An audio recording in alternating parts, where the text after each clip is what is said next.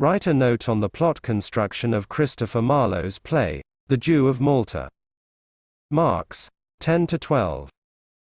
Answer: the plays of Marlowe's predecessors lacked dramatic form and were simply a succession of scenes having no proper connecting links.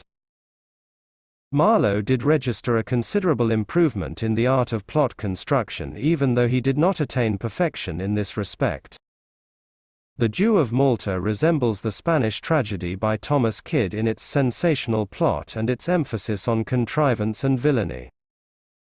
Barabbas, the Jewish merchant, having been unjustly deprived of his property by the Christians, avenges himself on them by an extraordinary series of crimes.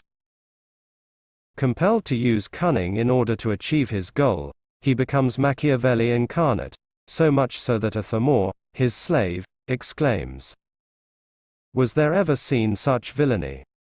So neatly plotted, and so well performed? Why, the devil invented a challenge. My master writ it, I carried it." And then they met, and, as the story says, in doleful wise they ended both their days. The crimes of Barabbas make the audience's hair stand on end. He even plots the most heinous of his crimes, the death of his own daughter. He kills Abigail, his daughter, along with the entire set of nuns lest they should reveal his crimes.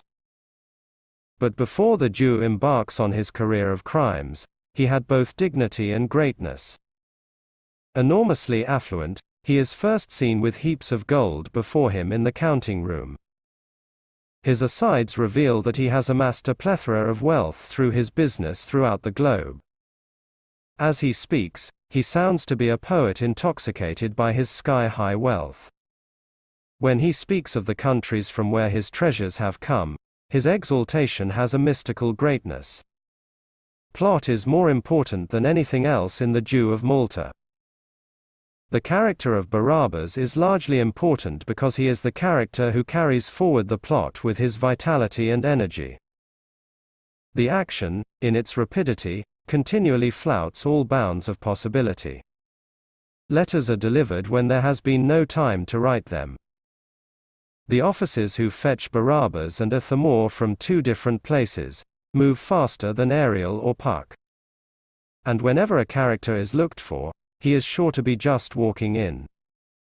These possibilities are, however, consistent with the spirit of the whole play. Paradoxically, their very frequency increases their dramatic plausibility. In the play, the motivation, even that of the chief character, rather keeps pace with the action than governs it. When Barabbas decides to betray the Turks to the governor, having just betrayed the governor to the Turks, he is given a soliloquy which explains his reasons. And thus far roundly goes the business.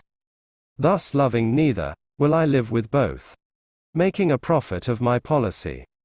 And he from whom my most advantage comes, shall be my friend.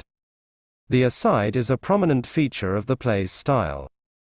It harmonizes with the prominence of dramatic irony in the plot and of Machiavellian cunning in the chief character.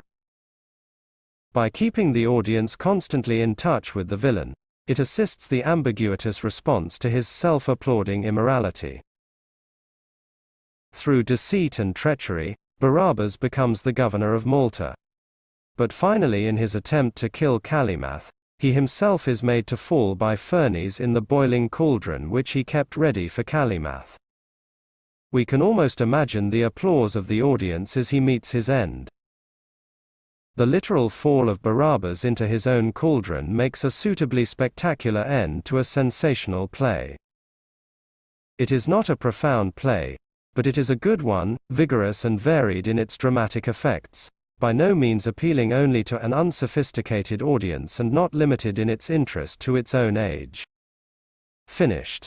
Please subscribe to the channel for more updates of ready-made notes on English literature. Also, please share this channel to any student pursuing a degree in English literature.